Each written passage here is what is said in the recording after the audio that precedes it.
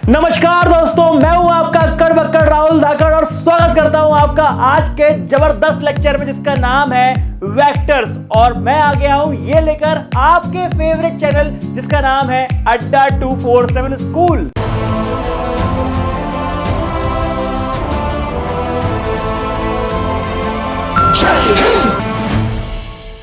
जब भी हम बात करते हैं वेक्टर्स की तो वेक्टर बहुत ही इंपॉर्टेंट टॉपिक माना जाता है क्योंकि ये फिजिक्स में भी है। वेक्टर्स और 3D, जब भी हम वेक्टर और 3D चैप्टर पढ़ते हैं तो बहुत सारी चीज में कॉमन है और तुम लोगों को 3D पढ़ने के लिए वेक्टर का नॉलेज होना बहुत जरूरी है। तो आज इस वीडियो में मैं वेक्टर्स पूरा का पूरा कंप्लीट कर दूंगा और बिल्कुल स्क्रैच से उठाऊंगा, बिल्कुल बेसिक से उठाऊंगा। तो जुड़े रहिए इस वीडियो से आखिर तक। तो मेरे दोस्तों, वेक्टर्स की जब भी बात की जाती है तो बहुत ही कंफ्यूजिंग सा दिखता है चैप्टर ये, पर यकीन मानो इस वीडियो को पूरा देखने पर आपको ये टॉपिक पूरा क्लियर हो जाएगा। बहुत सारी क्वांटिटीज होती हैं, उन फिजिकल क्वांटिटीज को हम लोग दो फॉर्म में कैटेगराइज करते हैं, वेक्टर फॉर्म या फिर स्केलर फॉर्म। अब वेक्टर क्या होता है, स्केलर क्या होता है, इस पे आते हैं। स्केलर क्वांटिटी वो क्वांटिटी होती है जिसमें सिर्फ और सिर्फ मैग्नीट्यूड होता है। जैसे कि आप बात करें लेंथ की, मैंने बोला 5 मीटर लेंथ, मैंने बोला डिस्टेंस 5 किलोमीटर, मैंने बोला speed 7 kilometre per hour, 60 kilometre per hour. इसमें क्या हो रहा है, इसमें सिर्फ और सिर्फ मैग्नीट्यूड का पता चल रहा है। अब ये पता नहीं चल रहा कि डिस्टेंस किस तरफ है, इस तरफ डिस्टेंस है कि इस तरफ डिस्टेंस है, ये लेंथ कहां की है ये पता नहीं चल रहा। यहां पर सिर्फ और सिर्फ बात हो रही है मैग्नीट्यूड की। यहां पर जितने भी क्वांटिटीज लिखी हुई हैं उसके बाद सिर्फ और सिर्फ मैग्नीट्यूड है, जैसे कि speed, time, temperature, energy etcetera. ये सारी क्वांटिटीज जो होती है ये सिर्फ और सिर्फ मैग्नीट्यूड कैरी करती हैं, इसमें डायरेक्शन नहीं होता। तो जिन क्वांटिटीज में सिर्फ और सिर्फ मैग्नीट्यूड होता है उसको बोलते हैं स्केलर क्वांटिटी। और वैसे ही दूसरी क्वांटिटी होती है फोर्स। फोर्स का मतलब मैग्नीट्यूड के साथ साथ डायरेक्शन भी होता है। फोर्स जब लगा रहे हैं तो पता चल जाता है कि फोर्स इज अ पुश और पुल, पुश किया जा रहा है या पुल किया जा रहा है। तो इससे मैग्नीट्यूड के साथ साथ आपको डायरेक्शन का पता भी चल रहा है। डिस्टेंस जो था आपका वो था स्केलर क्वांटिटी। डिस्प्लेसमेंट की जब बात करते हैं तो ये बन जाता है वेक्टर क्वांटिटी, क्योंकि इसमें मैग्नीट्यूड के साथ साथ डायरेक्शन भी है। स्पीड की जब बात करते थे हम लोग तो उसमें सिर्फ और सिर्फ मैग्नीट्यूड था, लेकिन एक्सीलरेशन की जब बात करते हैं तो पता चल जाता है कि भैया मैग्नीट्यूड के साथ साथ डायरेक्शन भी है। सिमिलरली वेलोसिटी और सिमिलरली मोमेंटम, ये सारी क्वांटिटीज जो होती हैं ये वेक्टर में होती हैं क्योंकि इसमें मैग्नीट्यूड के साथ साथ डायरेक्शन भी होता है। अब बात करते हैं रिप्रेजेंटेशन की कि भाई किस तरह से वेक्टर क्वांटिटी को रिप्रेजेंट करते हैं। बहुत ही आसान सी चीजें हैं, जैसे कि मान लीजिए एक लाइन है, इस लाइन में मैंने इसको मार्क किया पॉइंट ए, इसको मार्क किया पॉइंट बी और मैंने इसको इस तरह से रिप्रेजेंट करने की कोशिश करी। ठीक है, तो यहां पर तुमको पता चल जाएगा कि यहां से इस डायरेक्शन में मूव हो रहा है। एरो के कारण तुमको पता चल जाएगा कि इस डायरेक्शन में मूवमेंट हो रहा है। इसका मतलब जो भी मैग्नीट्यूड ये पजेस करेगा वो तो पता चल ही रहा है, और क्योंकि ए से लेके बी तक जा रहा है तो हमें डायरेक्शन का भी अंदाजा लग रहा है, इसलिए इसको वेक्टर क्वांटिटी कहते हैं। और वैसे ही इसको वेक्टर ए के फॉर्म में भी दर्शा सकते हैं। अब अगर मान लो कि इतना से जब मैंने बनाया तो इसका मैग्नीट्यूड 2 है, तो जब मैं अगली बार उसको ज्यादा बड़ा बनाऊंगा तो मैं समझ जाऊंगा कि अगली बार वाला जो मैग्नीट्यूड बना रहा है वो ज्यादा है, थोड़ी सी वैल्यू ज्यादा रहेगी। मैं इसकी लेंथ थोड़ी बढ़ा दूंगा, है ना। तो मान लेता हूं कि ये आपका है 4 वेक्टर, ठीक है, इसका मैग्नीट्यूड 4 है। और अगर मैंने इसको हाफ कर दिया, तो दिस इज 1, मैग्नीट्यूड इज 1। इसका मतलब यहां पर मैग्नीट्यूड को हम वेक्टर की लेंथ से दर्शा सकते हैं। You don't have to be very exact, but हाँ, जब आपके पास 3 वेक्टर रहेंगे तो उनकी लेंथ को देख के तुम समझ जाओगे कि किसका मैग्नीट्यूड ज्यादा है और किसका मैग्नीट्यूड कम। और बाकी तुम ए से बी तक है तो उसका डायरेक्शन पता लगा ही सकते हो। इसी में दोस्तों अगर मैंने ए बी की जगह बी ए लिख दिया तो बी ए जो है आपकी डायरेक्शन को अपोजिट कर देगा। Magnitude will remain same but your direction will be opposite. यहां पे छोटी सी बात एक और आती है कि सर यहां पर आप किस तरह से ये 2 पॉइंट को दर्शाओगे। जहां से वेक्टर शुरू होता है उस पॉइंट को कहा जाता है इनिशियल पॉइंट, और जहां पे खत्म होता है उसको बोला जाता है टर्मिनल पॉइंट। और कभी आपको सिर्फ और सिर्फ मैग्नीट्यूड निकालनी है बिना डायरेक्शन के, तो ये जो ए बी वेक्टर की बात चल रही थी जिसको हम इस तरह लिखते हैं या फिर वेक्टर ए के फॉर्म में लिखते हैं, उसी को आप अगर सिर्फ मैग्नीट्यूड के फॉर्म में लिखना चाहते हो तो लिखोगे ए बी वेक्टर का मैग्नीट्यूड। इसमें ए बी वेक्टर के ऊपर आपने लगा दिया मॉडुलस का साइन। मॉडुलस आपको मैग्नीट्यूड की जानकारी देता है। अब बात करते हैं पोजीशन वेक्टर की। पोजीशन मतलब ये आपका 3D प्लेन है, इसको मान लेता हूं कि ये x है, इसको मान लेता हूं कि ये y है, इसको मान लेता हूं कि ये z है। इस पूरे 3D प्लेन में मान लेता हूं कि कोई पॉइंट आया P और यहां पे इसको हमने x, y, z करके मार्क कर दिया दोस्तों। उसके बाद आपको पता है कि ये ओरिजिन है, ओरिजिन से पॉइंट P को जोड़ेंगे, ओरिजिन से पॉइंट P को जोड़ेंगे तो यहां पे कुछ इस तरह से एक लाइन बन जाएगी। अब तुमको ये अच्छी तरह पता है कि एक x axis, y axis, z axis था, वो तीनों आपस में म्यूचुअली परपेंडिकुलर थे और इसमें कहीं हमने पॉइंट P को ओरिजिन से कनेक्ट किया है। तो ये जो पॉइंट P है ये पूरे के पूरे चैप्टर में बहुत ही मेजर रोल प्ले करने वाला है दोस्तों, क्योंकि ये वाला पॉइंट P अब आपको बहुत सारे कैरेक्टरिस्टिक्स के बारे में बताएगा। डायरेक्शन कोसाइन, डायरेक्शन रेशियोज, अभी फिलहाल पोजीशन वेक्टर, इसकी कैसे हम पोजीशन निकालेंगे ये देखते हैं। सबसे पहले अगर मैंने OP को R मान लिया, suppose OP is equal to R, तो एक बात आप मुझे समझिए, तो एक बात आप मेरी समझिए कि अगर तुमने यहां पर इस पॉइंट P को जोड़ के अगर एक रेक्टेंगल बना दिया होता, मतलब एक पूरा पूरा क्यूबॉइड बना दिया होता, तो आप मुझे बताओ कि अगर मेरा ये स्टूडियो है जो क्यूबॉइडल फॉर्म में है, एक क्यूबॉइडल हॉल है, तो इसमें what is the longest length of the rod that can be kept inside this hall.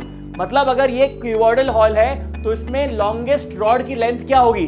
तो आप बोलेंगे सर ये रहेगा मेरा लेंथ, ये रहेगा मेरा ब्रेथ और ये रहेगी मेरी 4 हाइट, ठीक है।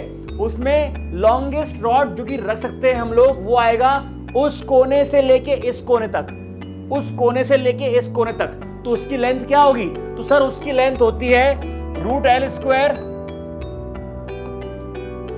लेंथ है उस रॉड की L², ये x² लेंथ है, ये ब्रेथ है और ये हाइट है।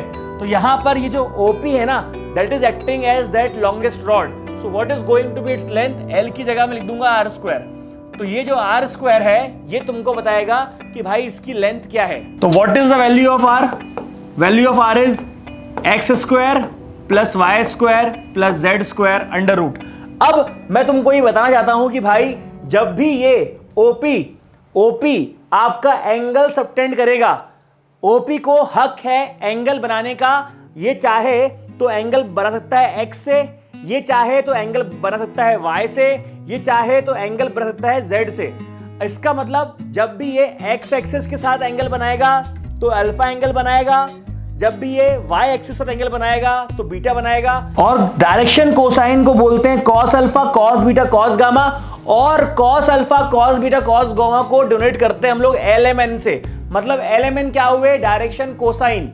डायरेक्शन कोसाइन को बोलते हैं LMN, भूलिएगा मत। और वैसे ही डायरेक्शन कोसाइन के साथ एक और पार्ट आता है, वो होता है डायरेक्शन नंबर्स। डायरेक्शन कोसाइन को कहा जाता है LMN और डायरेक्शन नंबर्स को या फिर डायरेक्शन रेशियोज को डिनोट किया जाता है स्मॉल a, b और c से। देखिए बच्चों, ये है आपका x axis, y axis, z axis. यहां पर आपका बन गया ये ओरिजिन, o से लेके p तक मैंने एक लाइन बनाई। अब मुझे अगर p का पोजीशन वेक्टर निकालना है तो मुझे बड़े आराम से पता है कि यार ये x था, ये y था, ये z था। तो मैंने इसमें एंगल बनाने की कोशिश करी। OP जो है x के साथ एंगल बनाएगा तो अल्फा एंगल बनाएगा। अब OP जो है वो y के साथ एंगल बनाएगा तो बीटा बनाएगा। और अगर OP z एक्सिस से एंगल बनाएगा तो बनाएगा गामा। इसका मतलब अल्फा, बीटा, गामा, ये एंगल बना लिए। और तुमको बता दूं cos अल्फा जो होता है, और तुमको एक बार बता दूं कि जो cos अल्फा होता है this is basically this is on x axis, तो ये हो गया बेस और हाइपोटेन्यूज क्या हुआ r। तो cos अल्फा की वैल्यू क्या होती है? Base by hypotenuse. Similarly cos beta की वैल्यू होती है y by hypotenuse. cos gamma की वैल्यू होती है z by hypotenuse. cos alpha, cos beta, cos gamma क्या थे? LMN। मतलब L is equal to XR, M is equal to Y by R and N is equal to Z by R, right. तो LMN की value हो गई। तो X की जो वैल्यू है that is going to be LR, Y is equal to MR, z is equal to N R. अगर मैं तीनों का स्क्वायर करने पे लग जाऊं, मतलब ये जो मेरा पॉइंट P था, इसका कोऑर्डिनेट क्या हुआ, X Y Z. X Y Z को प्यार से क्या बोलूंगा, मैं बोलूंगा L R, M R, N R, right. तो ये मेरे कोऑर्डिनेट्स बन गए। ये जो आपका L R, M R, N R आया है ना, ये वैल्यू किसकी है, ये वैल्यू एक्स वाई जी की है। और इसी एक्स को बोलते हैं A is equal to L R, इस y को बोलते हैं b is equal to M R, और ये z को बोलते हैं c जो कि होता है एन आर। मतलब मैं यहां चाहूं तो इसको a b c से भी रिप्लेस कर सकता हूं। एक ही चीज के अलग अलग नाम है, लेकिन सबके अलग अलग क्वेश्चन में अलग अलग तरह से यूज होने वाली बातें होती हैं, ठीक है। तो इस बात को क्लियर रखना। इसीलिए जब तुम्हारे पास कोऑर्डिनेट्स रहते हैं तो L R, M R, N R बोल सकते हो, और आप छोटी सी प्रॉपर्टी के साथ बोल सकते हो A square by R square, B square by R square, C square by R square का सम होता है 1, क्योंकि L square plus M square plus N square की वैल्यू भी 1 होती है। और आपने ये डाली वैल्यू तो आपके पास ये वाला आंसर आ जाएगा, जो कि आप किसी भी रिलेशन में यूज कर सकते हो। ओके, अब बात करते हैं कि भाई आर की वैल्यू तो ये आ गई। Now this is what, this is relationship between direction cosines and direction ratios. जब हम लोग बार बार डायरेक्शन रेशियोज और डायरेक्शन कोसाइन की बात कर रहे हैं तो ये बहुत ही क्लोजली रिलेटेड है। अब ये क्लोजली रिलेटेड कैसे हैं, आपको देखो यहां पर पता चल गया होगा कि this is basically what, this is L is equal to a by root summation of A square. समेशन ऑफ ए स्क्वायर होता क्या है, summation of A square is this, मतलब आर की वैल्यू, इसका मतलब a by R is L. यहां पर ये आ गई वैल्यू एम की, यहां पर ये वैल्यू आ गई एन की। तो this is how we can find out all the values, all the important values, right. और अब आते हैं टाइप्स ऑफ वेक्टर पे। टाइप्स ऑफ वेक्टर क्या होता है, पहला होता है जीरो वेक्टर। जीरो वेक्टर का मतलब होता है कि ऐसा वेक्टर जिसका मैग्नीट्यूड जीरो हो। फिर आता है प्रॉपर वेक्टर। प्रॉपर वेक्टर मतलब जिसका मैग्नीट्यूड जीरो ना हो, मतलब नॉन जीरो मैग्नीट्यूड वाले वेक्टर को प्रॉपर वेक्टर बोलते हैं। यूनिट वेक्टर, नाम से समझ में आ रहा है, जैसा वेक्टर जिसका मैग्नीट्यूड 1 हो। इक्वल वेक्टर, दो ऐसे वेक्टर जो कि इक्वल हो। कोलिनियर वेक्टर, कोलिनियर मतलब अगर ये दो लाइन है, अगर यहां पर एक वेक्टर गया और यहां पर एक वेक्टर गया तो ये दोनों वेक्टर क्या है, कोलिनियर है। लेकिन अगर ये तीसरा वेक्टर इस लाइन में जा रहा है तो ये तीनों वेक्टर कोलिनियर है, क्योंकि वेक्टर जो होते हैं इसको हम ड्रैग करके कहीं पर भी खिसका सकते हैं। मैं चाहूं तो इस वाले वेक्टर को उठा के इस वाले वेक्टर के पीछे लगा दूं या फिर इस वेक्टर से ओवरलैप करा दूं, तो this is called collinear vector, एक ही लाइन वाले। कोप्लानर वेक्टर, कोप्लानर मतलब एक ही प्लेन में लाई करने वाले। जैसे कि आपने बोला कि ये एक्स एक्सिस है, ये वाई एक्सिस है, ये जी एक्सिस है। अब ये जो है एक्स है, ये वाई है, तो यहां पर जो बन गया, ये बन गया आपका X Y plane. X Y plane, ये बन गया आपका वाई जी प्लेन, ये बन गया आपका जी एक्स प्लेन। इसका मतलब 3 प्लेन है, तो 3 प्लेन में वेक्टर आपका कहीं पर भी पड़ा रह सकता है। तो अगर आपका एक्स वाई प्लेन में 3 वेक्टर पड़े हुए हैं तो all those 3 vectors are basically coplanar vector. Negative vector मतलब जब तुम्हारे पास 2 वेक्टर हो जिनका मैग्नीट्यूड सेम हो लेकिन डायरेक्शन अपोजिट हो। जैसे कि मैं अगर आपको एग्जांपल दूं, suppose this is vector having magnitude 5 and suppose I have another vector who is moving this side, this also have same vector but this is a B vector and this is BA vector, both are different, both are having different direction। इसका मतलब जब इसको same करना रहेगा तो इसमें minus BA करना पड़ेगा। क्या मेरी बात समझ में आ रही है? अगर इनको सेम करना रहेगा तो माइनस ऑफ BA करना पड़ेगा, तब जाके सेम होगा, क्योंकि इसकी डायरेक्शन अलग अलग है, मैग्नीट्यूड सेम है। अब बात करते हैं वेक्टर अलजेब्रा की। वेक्टर अलजेब्रा मतलब तुम्हारे पास OA है, AB है। सपोज अगर तुम्हारा OA का डायरेक्शन ये है और OB का डायरेक्शन ये है और BO का डायरेक्शन ये है, तो इसका मतलब क्या है, तीनों की तीनों एक ही साइकिल चल रही है, तीनों की तीनों में एक ही साइकिल चल रही है। इसको मैंने प्यार से वेक्टर A बोल दिया, इसको मैंने प्यार से वेक्टर B बोल दिया, इसको प्यार से वेक्टर C बोल दिया। तो कैसे सॉल्व करोगे इसको? बड़ी सिंपल सी बात है, क्योंकि ये एक ही डायरेक्शन में, सपोज मान लेते हैं कि एंटी क्लॉकवाइज बन रहा है पूरा का पूरा, तो इसको हम लोग vector A plus vector B plus vector C बोल देते हैं इक्वल टू 0। क्या मेरी बात समझ में आ रही है? Vector A plus vector B plus vector C, तीनों को ऐड करके लिख दिया साथ में। लेकिन सपोज ये वेक्टर OA है, ये वेक्टर AB है और यहां पे वेक्टर OB आ गया। इसका मैंने नाम रखा A वेक्टर, इसका नाम रखा B वेक्टर, इसका नाम रखा C वेक्टर। तो किस तरह लिखोगे? तो तुम बोलोगे कि सर अभी भी रूल सेम रहेगा, vector A plus vector B, क्योंकि यहां पर अपोजिट पड़ रहा है, तो minus vector C equal to 0। दोनों सेम डायरेक्शन में थे तो साथ में लिख दिया। जब यहां पे क्लैश हुआ तो अपोजिट लिख दिया, क्या दिक्कत है, इक्वल टू 0। तो इसी वेक्टर को प्यार से क्या लिखेंगे फिर अपन, A vector plus B vector is equal to C vector. यही चीज तुम्हारे बार बार काम में आने वाली है। वैसे ही यहां पर अगर मान लेते हैं कि ये वेक्टर ए है और ये वेक्टर बी है, ठीक है, तो तुमको एक बात समझनी है कि अगर मुझे बीच में से एक रिजल्टिंग वेक्टर निकालना है तो इसकी वैल्यू क्या रहेगी। मान लेते हैं कि इसका एरो इस तरफ है, तो तुमने बोला कि सर अगर ये भी बी वेक्टर है तो ये लाइन क्या है, पैरेललोग्राम का साइड है, इसका मतलब ये लाइन पैरेलल रहेगी, बराबर रहेगी, तो इसको भी प्यार से हम लोग बी वेक्टर बोल सकते हैं। क्लियर है। तो जब ये भी वेक्टर ए है तो ये भी वेक्टर क्या होगा, ये भी वेक्टर ए ही रहेगा, ठीक है, क्योंकि पैरेलल है। अब रिजल्टिंग वेक्टर की वैल्यू क्या रहेगी एक बार देख लेते हैं, vector A plus vector B, और क्योंकि यहां पर अपोजिट साइन है और अगर मैं इसको सी वेक्टर बोल दूं प्यार से तो आप बोलोगे कि sir this is actually vector A plus vector B, same property use कर रहे हैं जो कि यहां पर यूज हो रही थी। अरे हाँ है ना, A vector plus B vector minus C vector is equal to 0, तो माइनस सी को उस तरह भेज दिया, हो गया प्लस सी वेक्टर। मतलब कैलकुलेशन कहने का मतलब यह है कि बिल्कुल सेम प्रोसीजर में चलता है जैसे कि आपका पहले चलता था, कोई बहुत बड़ा डिफरेंस नहीं आ रहा। इसका मतलब यहां पे वेक्टर सम तक तो क्लियर है आपको चीजें। अब बात कर लेते हैं मॉडुलस ऑफ वेक्टर की। अब तुम लोगों ने वेक्टर का अलजेब्रा देख लिया तो प्रॉपर्टीज भी क्लियर होंगी कि भाई vector A plus vector B is equal to क्या होता है, B vector plus A vector, मतलब इसका सीक्वेंस चेंज कर दो तभी दिक्कत नहीं आती। वैसे ही जब हम ऐड करते हैं, मतलब ये कम्यूटेटिव प्रॉपर्टी है अगर आपको याद हो तो, है ना, वैसे ही जब हम ऐड करने पे सीक्वेंस चेंज करते हैं तब भी उसका आंसर सेम ही रहता है। ए प्लस दोनों का बी प्लस सी कर दो या फिर ए प्लस बी कर दो प्लस सी कर दो, आंसर सेम रहेगा। वैसे ही यहां पर 0 प्लस ए वेक्टर है, ए प्लस 0 वेक्टर है, दोनों का मीनिंग ए वेक्टर रहेगा। अरे सर ये तो वही अलजेब्रा है जो हमने नॉर्मली पढ़ा है, बिल्कुल वही अलजेब्रा है मेरे बच्चे। अब यहां पर माइनस ए वेक्टर है या प्लस ए वेक्टर है, मतलब सेम मैग्नीट्यूड अपोजिट साइन क्या रहेगा, इक्वल टू 0 रहेगा। ये बेसिक चीजें आपने पहले ही पढ़ी हुई हैं। अब यहां पर क्या होगा सर, यहां पर मान लीजिए ऐसा जा रहा है, यहां पर ऐसा जा रहा है, तो सर ये वाला बताओ कि इस वाले साइन कैसे फिल करें। अरे सर बिल्कुल सिंपल है, ए वेक्टर बी वेक्टर, ए वेक्टर बी वेक्टर, यहां पे आएगा तो इसको क्या बोल देंगे, मान लो इसका नाम है सी वेक्टर, तो सी वेक्टर इज इक्वल टू आएगा ए वेक्टर प्लस बी वेक्टर। अरे सर जितने मैग्नीट्यूड से ये ऊपर जा रहा था उसी मैग्नीट्यूड से नीचे जा रहा है, इसका मतलब ये प्लस बी वेक्टर तो ये माइनस बी वेक्टर, बिल्कुल सही सर। अच्छा सर, तो यहां पर अगर इसको मैं डी वेक्टर मान लेता हूं तो क्या रहेगा, अरे सर वही रहेगा ना, A vector plus minus of B vector. तो यहां पर क्या रहेगा अगर मैं आपको पूरा दिखाऊं करके, तो A vector plus minus of B vector plus, यहां पर अगर मान लेता हूं मैं डी वेक्टर नाम दिया है मैंने, तो plus minus of D vector equal to 0। बोलो हाँ या ना।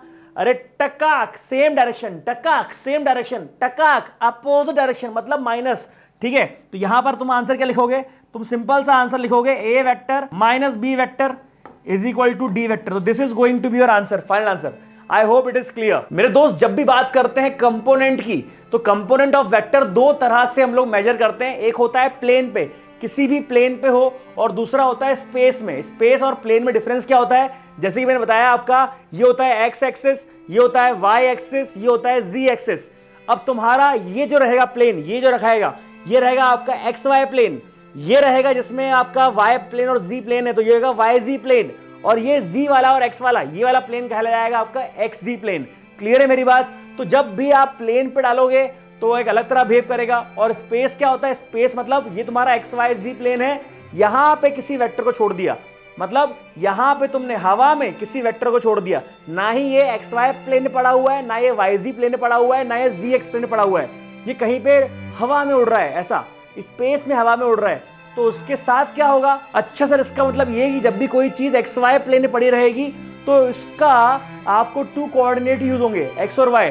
जब भी कोई कहानी रहेगी वाई जी प्लेन पे तो उसमें सिर्फ 2 कोऑर्डिनेट रहेंगे, वाई जी। और जब भी कोई वेक्टर अगर जेड एक्स प्लेन में पड़ा रहेगा तो उसमें सिर्फ 2 कोऑर्डिनेट यूज होंगे, जेड एक्स। अच्छा सर, इसका मतलब जब भी स्पेस की बात करेंगे तो एक्स वाई जी तीनों आ जाएगा, लेकिन जब बात करेंगे प्लेन की तो कोई भी 2 प्लेन रहेंगे। वेरी गुड, बिल्कुल सही बोला आपने।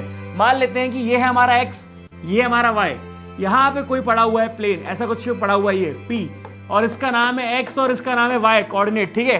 तो आपको पता है कि कंपोनेंट ऑफ वेक्टर क्या होता है। कंपोनेंट ऑफ वेक्टर ये होता है कि अगर मुझे ए वेक्टर को नाम देना है तो मैं एक्स आई कैप प्लस वाई जे कैप रख दूंगा तुम्हारे इसके हिसाब से। लेकिन अगर मान लो हो सकता है कि अभी भी प्लेन पे ही पड़ा हो लेकिन ओरिजिन से पास ना हो रहा हो, तो क्या करेंगे? तो सर बहुत सिंपल सी बात है, यहां से यहां तक का डिस्टेंस ले लेंगे, यहां से यहां तक का डिस्टेंस ले लेंगे, ये डिस्टेंस बन जाएगा तुम्हारा x2 माइनस x1, और यहां से यहां तक का डिस्टेंस ले लेंगे, यहां से वहां तक का डिस्टेंस ले लेंगे y2 माइनस y1, और तुम यहां पे कंपोनेंट क्या लिखोगे? यहां पे कंपोनेंट लिखोगे a वेक्टर जो है उसका कंपोनेंट रहेगा x2 minus x1 i cap plus y2 minus y1 j cap. अच्छा सर, मतलब यहां पर प्लेन के केस में भी दो पार्ट आते हैं, पहला आता है कि पासिंग थ्रू ओरिजिन और दूसरा आता है नॉट पासिंग थ्रू ओरिजिन।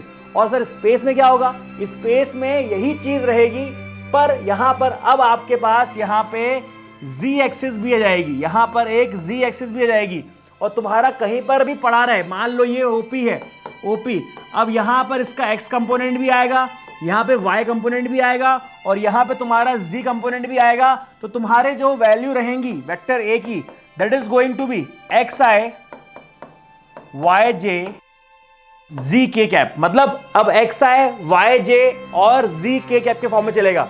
और अगर यही सर आपका o मतलब ओरिजिन से पास नहीं हुआ और कहीं रैंडमली कहीं से पास हुआ है, तो क्या रहेगा? a vector is equal to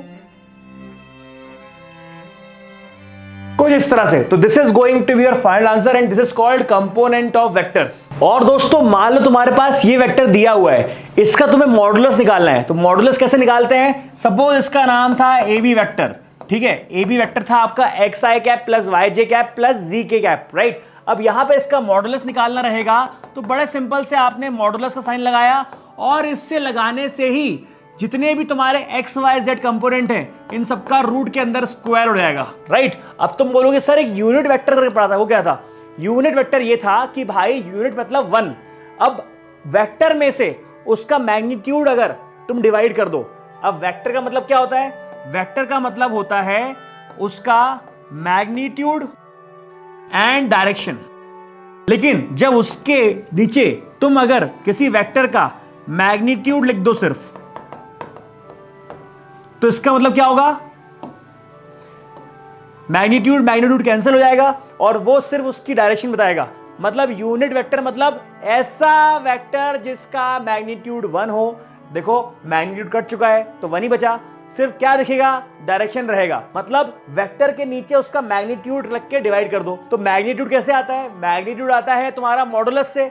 अच्छा सर, मतलब वेक्टर जो रहेगा, मतलब यूनिट वेक्टर को लिखेंगे हम लोग AB vector divide by modulus of AB vector, कुछ ऐसा। तो अब AB वेक्टर क्या है? AB वेक्टर है आपके पास xi yj zk। तो यहां पर किस तरह निकालोगे आप यूनिट वेक्टर को? आप सिंपली इसको डिवाइड कर दोगे सेपरेटिंग द न्यूमरेटर के फॉर्म से। इसका सिंपल ही मतलब यह है कि अभी भी ये वेक्टर तो है लेकिन इसमें मैग्नीट्यूड ऑफ 1 हो चुका है, सिर्फ ये डायरेक्शन बताने का काम करेगा, इसलिए इसको बोलते हैं unit vector. I hope it is clear. तो दोस्तों ये था तुम्हारा इंट्रोडक्टरी वीडियो। अब बात करेंगे अगले वीडियो में क्वेश्चंस की, तो जुड़े रहिएगा हमारे पूरे पार्ट से, पार्ट 1, पार्ट 2, पार्ट 3, ताकि तुम लोगों को डिटेल में पूरा नॉलेज मिल पाए इस कॉन्सेप्ट का। तो आज के लिए इतना ही, मिलते हैं अगले वीडियो में, बाय बाय।